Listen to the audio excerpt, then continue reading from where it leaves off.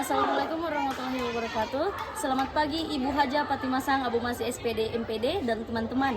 Perkenalkan, nama saya Ulvera Geda Putri, saya dari kelas 12A. Pada hari ini saya akan menjelaskan tentang evolusi jerapah menurut teori Lamarck atau yang dikenal dengan istilah Lamarckian evolution. Jadi, teori ini pertama kali dikemukakan oleh Jean-Baptiste Lamarck, seorang ilmuwan asal Prancis. Lamarck adalah salah satu tokoh pertama yang berusaha menjelaskan bagaimana makhluk hidup bisa berubah dari generasi ke generasi karena penyesuaiannya terhadap lingkungannya. Menurut Lamarck, setiap makhluk hidup dapat mengalami perubahan selama hidupnya, dan perubahan itu bisa diturunkan kepada turunannya. Lamarck juga punya prinsip lain, yaitu use and disuses. Artinya, organ yang sering digunakan akan berkembang, sedangkan organ yang jarang digunakan akan menyusut. Bagian contoh pada jerapah. Sekarang kita lihat pada jerapah. Menurut Lamarck, nenek moyang jerapah dulu memiliki leher yang pendek. Karena makanan di sekitar tanah makin sedikit, jerapah-jerapah itu mulai menjangkau daun-daun di cabang pohon yang tinggi.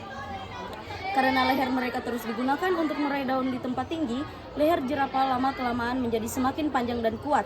Sedangkan jerapah yang tidak banyak menggunakan lehernya tetap pendek. Lamarck berpendapat bahwa perubahan ini, yaitu leher yang memanjang karena sering digunakan, bisa diwariskan kepada anak-anak jerapah.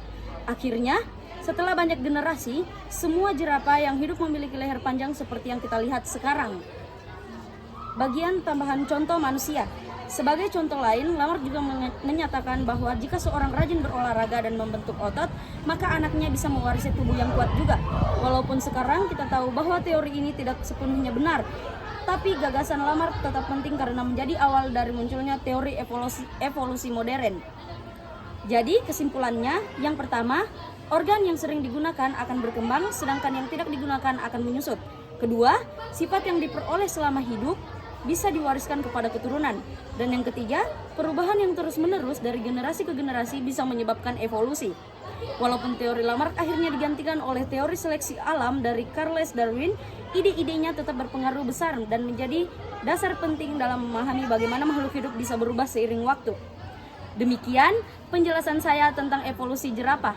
Menurut Lamarck, semoga bermanfaat dan bisa menambah wawasan kita tentang proses evolusi pada makhluk hidup. Terima kasih sudah menyimak dan sampai jumpa di video selanjutnya. Wassalamualaikum warahmatullahi wabarakatuh.